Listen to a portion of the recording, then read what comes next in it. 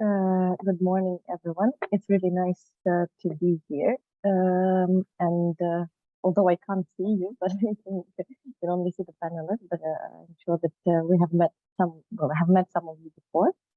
And as Maris mentioned, this time we want to focus more on practical things. So we'll keep it to the point, try to keep it to the point. So how to start and what what actual things have to be done. We've tried to inspire you on why it is important. Last time during the roadshow mentioned by Maris, but this time let's focus on how to do it. So first, for those who I haven't met before, my name is Jūlija Doktorova and I represent Estonian, Latvian, Lithuanian environment. We are quite a big in the Baltics state company working in environmental consultancy sector. We have experience in many different countries, and we do all different things related to environmental consultancy. And obviously, with the development of ESG and sustainability topic, this has become one of the important parts of our daily job.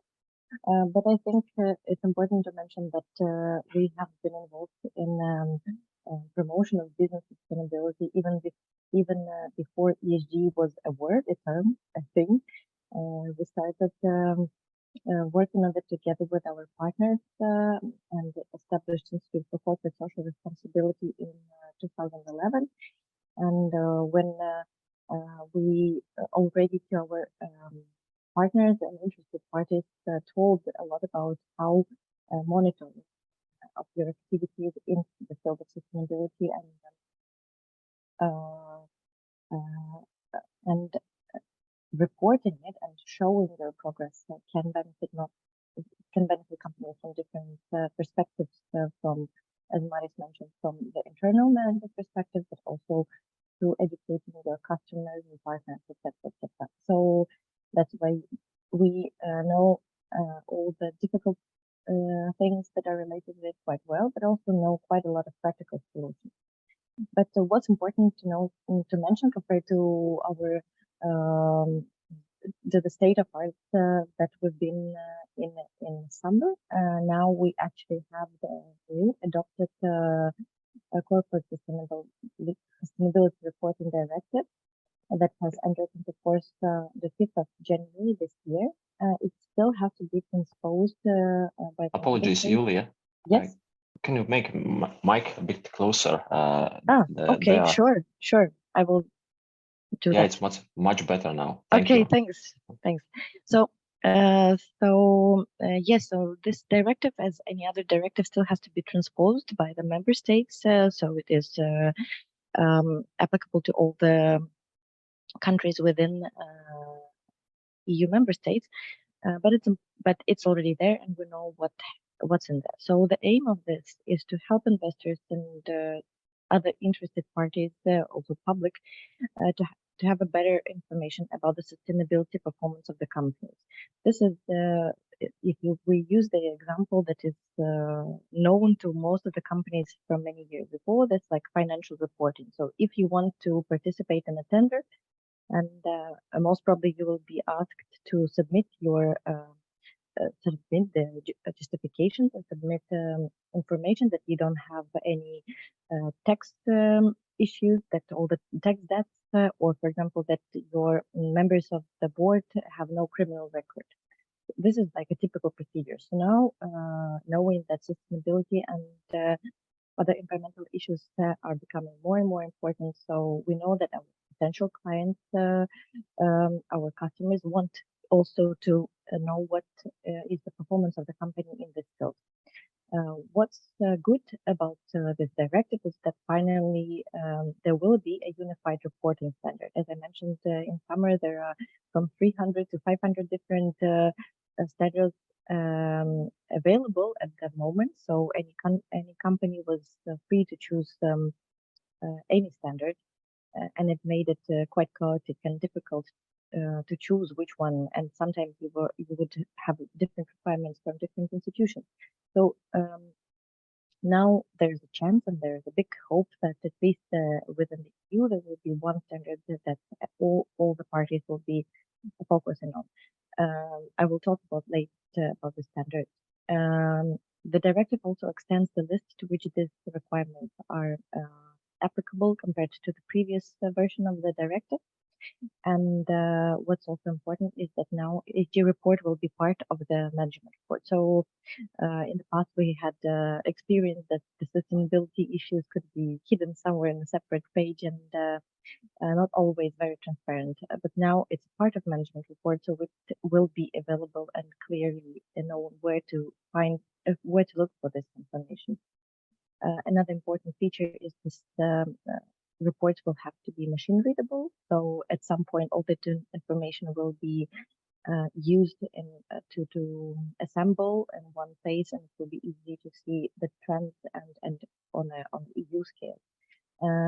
Another important thing, the reports will have to be verified by third party, similar to your financial reporting, but you have to go through auditing process. It's the same thing for ESG reporting, and maybe hopefully not applicable to any of the participants, but there would be penalties for not complying with the directive, but the amount will be defined by the member states.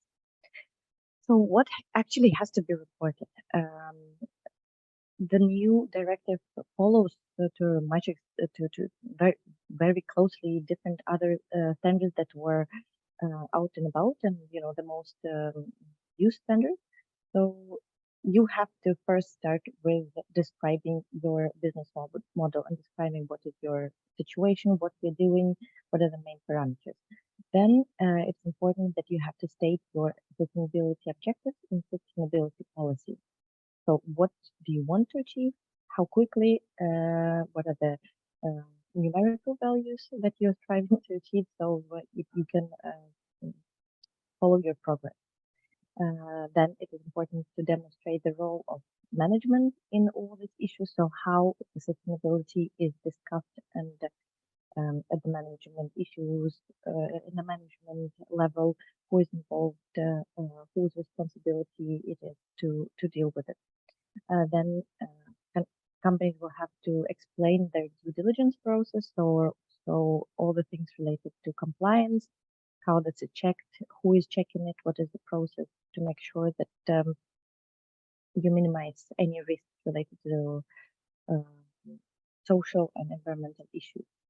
And also what's important is that you will have to demonstrate how you evaluate your value chain. So you're not responsible only for the emissions that you produce, but you're also responsible for choosing the suppliers and also your partners that have also that strive to minimize their impact. And also here it's important to stress this risk approach, that you evaluate risks and opportunities that might arise. So it's a forward-looking perspective. So you're not only looking at status quo, what is the situation right now, but you're also looking at how it will change. For example, knowing that by 2050, EU wants to achieve climate neutrality, how it will change the market in which you operate, etc., etc. So you have to demonstrate that you already know what are your risks. So then to again to a more practical thing. So where do you start? For example, you're a company that in 2 years will have to start reporting. So what do you do? So first, and this is what we do, and we can help with you and also to you in this process, and also all the tools that we'll discuss today are also very useful in this process. So the first thing, you have to understand the context in which the company operates. So what is your sector? What are your potential impacts, actual and potential impacts on the environment? What are the risks and opportunities that I have just described as an example? So in doing this, you can analyze your own context. You can look through the guidelines dedicated to your sector to see what are the typical impacts that your company might have or company in your sector has. And then and you do market research to see what your competitors or partners have identified as their risks. So you collect all this information. And then you go through the process that is called materiality analysis. This is where you identify out of all these potential impacts.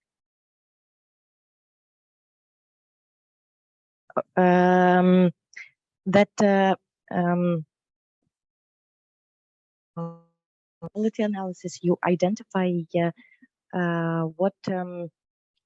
which of these impacts have the greatest impact, so which are significant.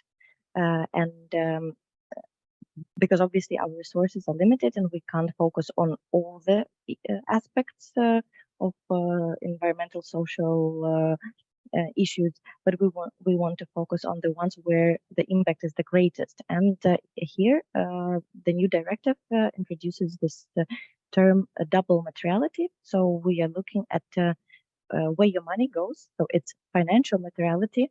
So if you have any impact on this through your investments, then it's significant. And also if this aspect might have influence on your financial status, for example, potential penalties or the increase in costs, etc., etc. So this is financial materiality. And the second thing is impact.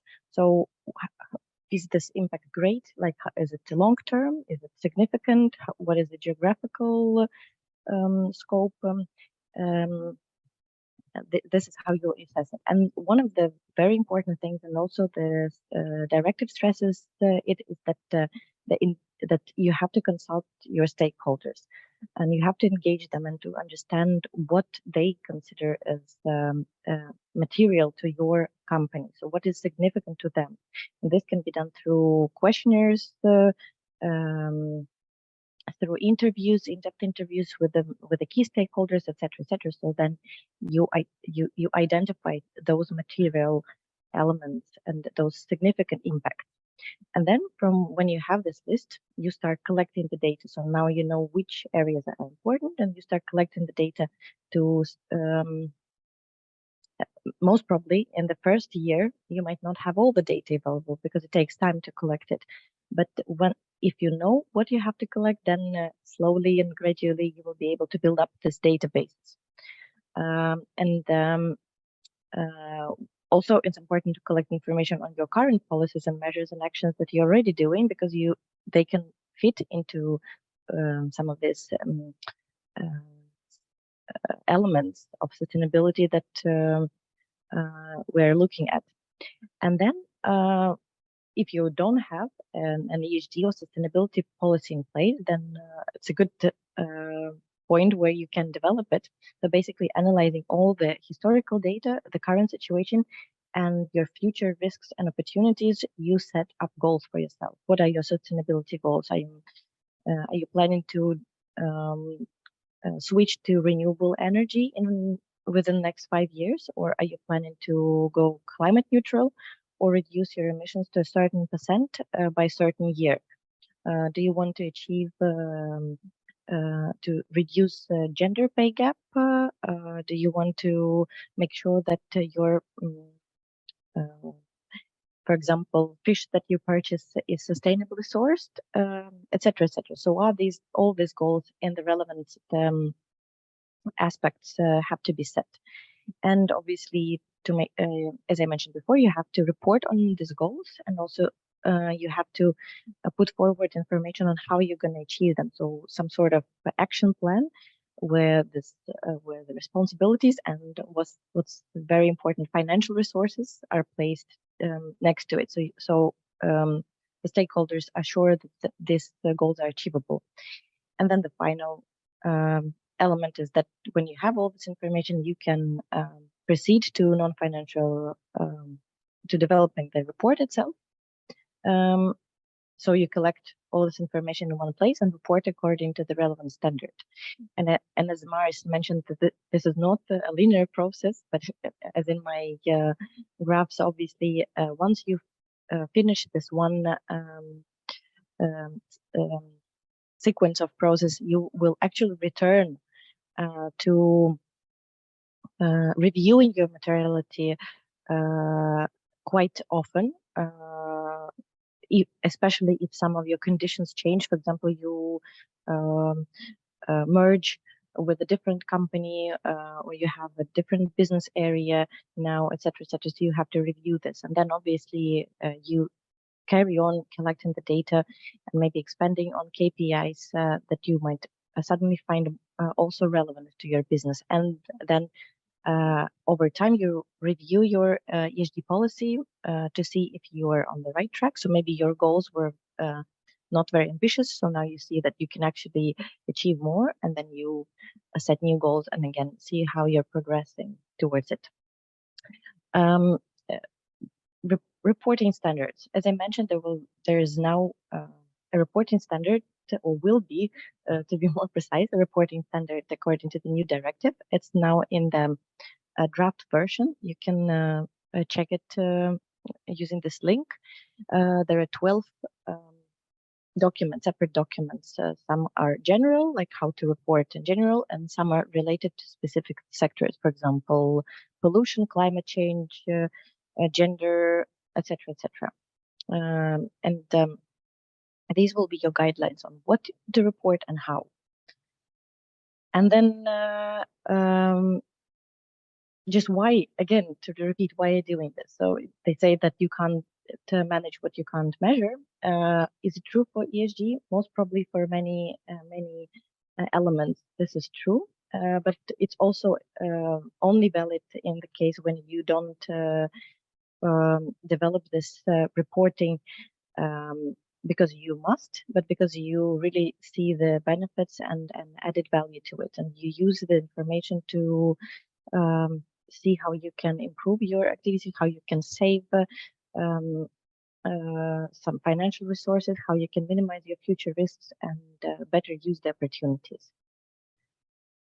So these are the resources that might be useful for you, and I think the presentation will be available at the event website, so you can download this later after the event.